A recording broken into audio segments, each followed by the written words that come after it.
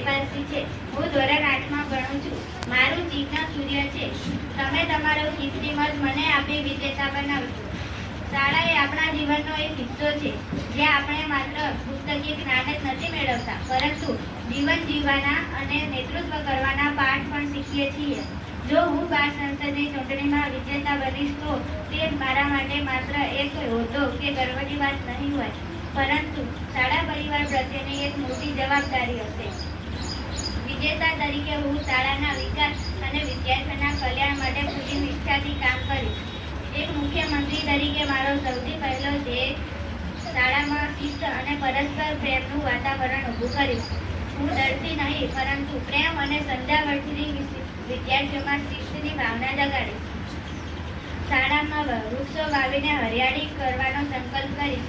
જેમ બને તેમ વધુમાં વધુ વૃક્ષો વાવવાનો પ્રયત્ન કરીશ. બાળકો પ્લાસ્ટિકનો ઉપયોગ ઓછો કરે તે માટે જાગૃત કરીશ. હું ધ્યાન રાખીશ કે શાળાનું પુસ્તકાલય હંમેશા કાર્યરત રહે અને નબળા વિદ્યાર્થીઓને ભણવામાં મદદ કરીશ. મારા પર્યાવરણ અને સ્વચ્છતા મંત્રીની મદદથી હું મેદાન, વર્ગખંડો અને શૌચાલયની સફાઈનું ધ્યાન રાખીશ અને જો જરૂર પડી તો હું જે કામ કરીશ. શારીરિક અને માનસિક વિકાસ પણ એટલો જરૂરી છે. વિદ્યાર્થીઓ નવી રમતો રમે જેથી દરેક વિદ્યાર્થીઓમાં પોતાની અંદર છુપાયેલી પ્રતિભા બહાર લાવવાનો તક મળે. કોઈ પણ પ્રકારની સમસ્યા હશે તો તે સૂચન પેટીમાં લખીને જણાવી શકે. વિદ્યાર્થીઓને રમતા પડી જાય અને વાગે તો હું તેમને પ્રાથમિક સારવાર પેટીમાંથી દવા લગાવી આપું. પ્રાર્થનામાં એન્કરિંગ એટલે કે સંચાલનમાં બધાનો તક મળે તેવો પ્રયત્ન કરીશ. મને જે પણ શિક્ષકો જવાબદારી આપશે તેને હું પૂરી નિષ્ઠાથી નિભાવીશ.